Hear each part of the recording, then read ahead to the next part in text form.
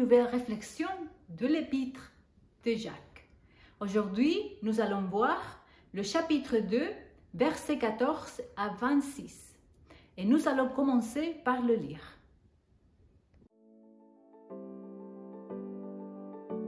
Mes frères et sœurs, à quoi servirait-il à quelqu'un de dire qu'il a la foi s'il ne le démontre pas par ses actes?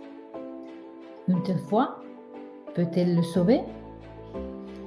Supposez qu'un frère ou une sœur manque de vêtements et n'ait pas tous les jours assez à manger.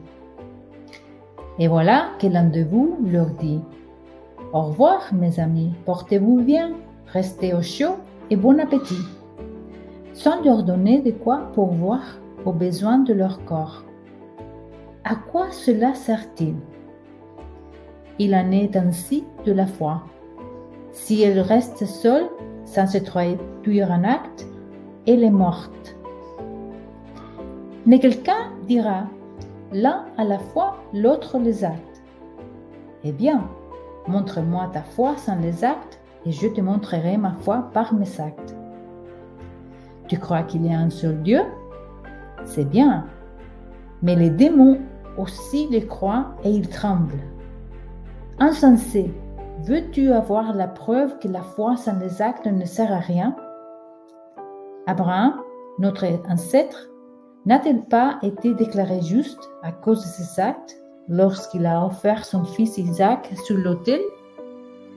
Tu le vois, sa foi et ses actes agissaient ensemble et, grâce à ses actes, sa foi a atteint son plein épanouissement. Ainsi s'accomplit ce que l'Écriture déclare à son sujet. Abraham a eu confiance en Dieu, et Dieu, en portant sa foi à son crédit, l'a déclaré juste, et il l'a appelé son ami. Vous le voyez donc, on est déclaré juste devant Dieu à cause de ses actes, et pas uniquement à cause de sa foi. Rahab, la prostituée, n'a-t-elle pas aussi été déclarée juste par Dieu à cause de ses actes lorsqu'il a donné asile aux envoyés israélites et les a aidés à s'échapper par un autre chemin? Car comme le corps sans l'esprit est mort, la foi sans les actes est morte.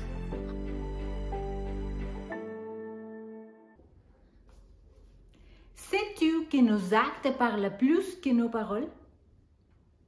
Dans ce passage, Jacques nous dit, on nous demande, à quoi sert-il de dire que nous avons la foi si nous ne le démontrons pas par nos actes? Peut cette foi-là nous sauver? Alors, il faut préciser une chose. Jacques ici ne nous parle pas du salut. Il n'est pas en train de nous dire que pour être sauvé, il faut faire des bonnes œuvres.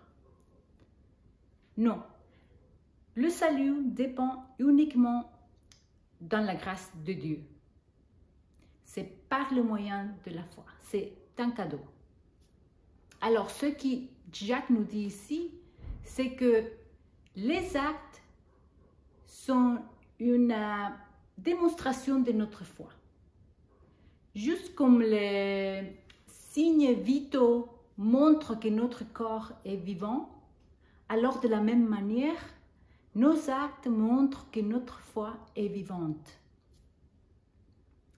Alors, si nous disons que nous croyons en Jésus, mais que nos actions ne le démontrent pas, alors ça, c'est que des paroles vides qui sortent de notre bouche.